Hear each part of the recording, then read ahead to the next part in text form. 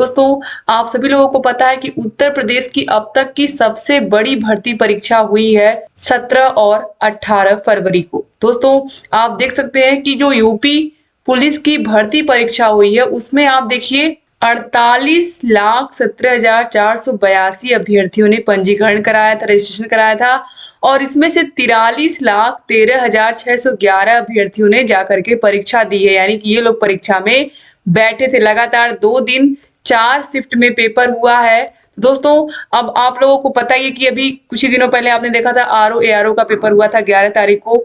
वो भी paper leak हो गया था और उसपे भी सिंपली क्या कर दिया गया, एक समिति बैठा दी गई।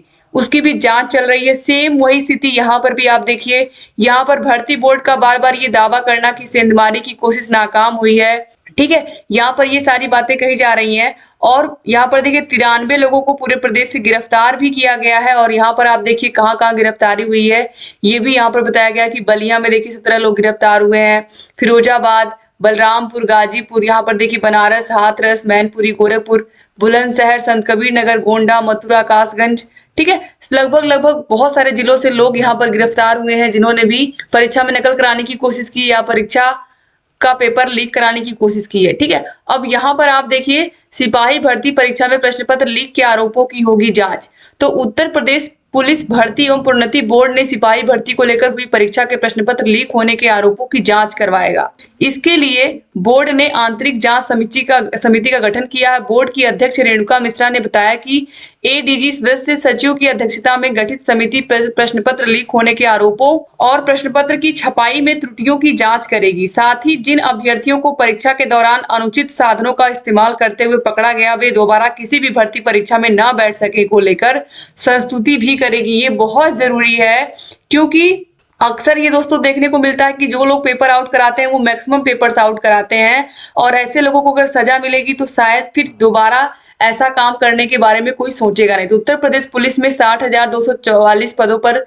सिपाही की सबसे बड़ी भर्ती परीक्षा के प्रश्न पत्र लीक होने की खबरें रविवार को इंटरनेट मीडिया सोशल मीडिया पर प्रसारित हुई थी। दोस्तों, आप सभी लोगों को पता है कि जो प्रश्न पत्र है वो बहुत सारे व्हाट्सएप ग्रुप्स में सर्कुलेट हो रहा था। हम लोगों ने खुद देखा था, बहुत सारी चीजें ऐसी हुई हैं। लेकिन यहाँ पर दोस्तों अगर हम बात करें कि क्या हम सलूशन ढूंढ सकते हैं कि कोई भी भर्ती परीक्षा हो तो उसमें कोई पेपर लीक ना हो। हमारे उत्तर आप देखिए बिहार में भी शिक्षक भर्ती, लगातार 2 शिक्षक बड़ी भर्तियां हुई हैं जिसमें कहीं भी किसी भी प्रकार से पेपर लीक होने की कोई घटना नहीं हुई या कोई किस तरीके से कोई संदिग्ध नहीं पकड़ा है। सारी चीजें बहुत अच्छे से हुई वहां पर और आप देखिए तीसरी बार फिर वहां पर परीक्षा होने जा रही है बीपीएससी के माध्यम से। तो बीपीएससी, अब आप सोचिए उत्तर प्रदेश के बहुत सारे अभ्यर्थी थे ऐसे जो बिहार में जाकर के पेपर देने के लिए यहाँ से बिहार जाकर के पेपर दिए और बहुत सारे लोग वहां पर सेलेक्ट भी हुए।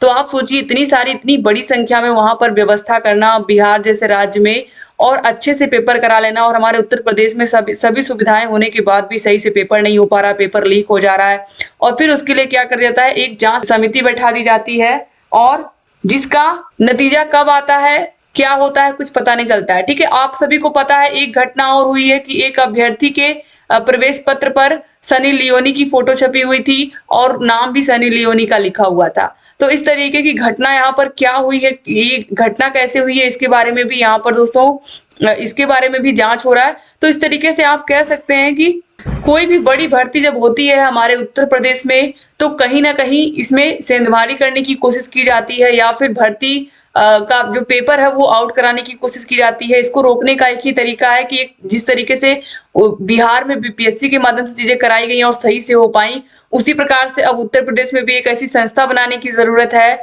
जो अच्छे से इस सारे एग्जाम्स को करवा पाए, जहां पर बिना किसी नकल के, बिना किसी दबाव के लोग अपना पेपर अच्छे से ये मान करके चले कि अगर उन्होंने पेपर दिया है तो ईमानदारी से दिया है तो अच्छे से हो जाएगा। दोस्तों, आप खुद सोचिए कि आप जिस पेपर को अच्छे से पढ़ करके देने गए हैं और वही पेपर किसी को पहले ही दिन परीक्षा में बैठने से पहले मिल जाता है और वो सारे के सारे आंसर्स को देख करके चला जाता है और उसी के अनुसार वो अपना क्वेश्चन पेपर करके आ जाता है और वो अच्छा नंबर लेकर के आता है और वो सिलेक्ट हो जाता है। तो बहुत कष्ट होता है। इसलिए दोस्तों बहुत सारे ऐसे अभ्यर्थी हैं जिन्होंने ट्रेन से यात्रा की या 80% ऐसे हैं जिन्होंने ट्रेन से यात्रा की है और इसके अलावा वो जा करके रात में रुके थे, कहीं पर सोने की व्यवस्था नहीं थी तो स्टेशन पर ही सो गए थे। तो इतनी तकलीफ में अगर कोई आता है, परीक्षा देता है और फिर तो उसको पता चलता है कि पेपर आउट हो गया है या पेपर लीक हो गया है, तो बहुत कष्ट होता है।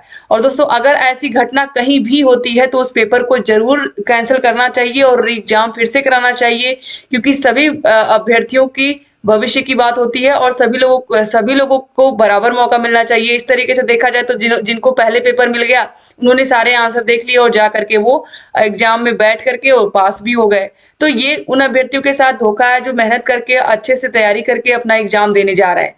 तो दोस्तों, इस पर आप लोग का क्या कहना है? आप लोग कमेंट करिए कि क्या फिर से ये जो सिपाही भर्ती है ये पुनः होनी चाहिए, इसकी परीक्षा की नहीं होनी चाहिए? तो आप लोग कमेंट करिएगा। अलग-अलग समाचार पत्रों में अलग-अलग खबर निकली है, तो आप देख सकते हैं पेपर लीक के दावों समेत परीक्षा के सभी पहलुओं की जांच के लिए समिति का गठन किया गया है। ठीक है, अचानक वायरल होने लगे पेपर लीक के मैसेज।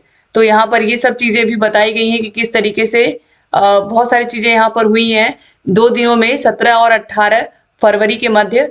तो उम्मीद करती हूँ दोस्तों कि जो भी निर्णय होगा वो अच्छा ही होगा। यहाँ पर एक बार फिर से सोचना चाहिए कि आखिर में उत्तर प्रदेश में ऐसा क्यों हो रहा है, हमारे प्रदेश में, कि सारे पेपर्स लीक हो जाते हैं और फिर उसका कोई रिजल्ट नहीं आ पाता है। पेपर लीक के दावों की जांच की जाती है, फिर वो समिति बहुत लंबे समय तक जांच करती है, फिर वो ठंडे बस्ते में चला जाता है चीज, फिर उस पर कोई एक्शन नहीं लिया जाता है। और कहीं ना कहीं जब तक ये जो जितने भी लोग पेपर लीक कराते हैं या जो लोग भी ऐसा काम करते हैं, जब तक उनके ऊपर एकदम स्ट्रिक्ट एक्शन नहीं लिया जाएगा, उनको कड़ी सजा नहीं मिलेगी, तब तक ये चीजें हमें देखने को मिलेंगी। एक ही उपाय है कि अच्छे से कड़ी सजा ऐसे लोगों को दी जाए कि वो दोबारा पेपर लीक ना करवाएं।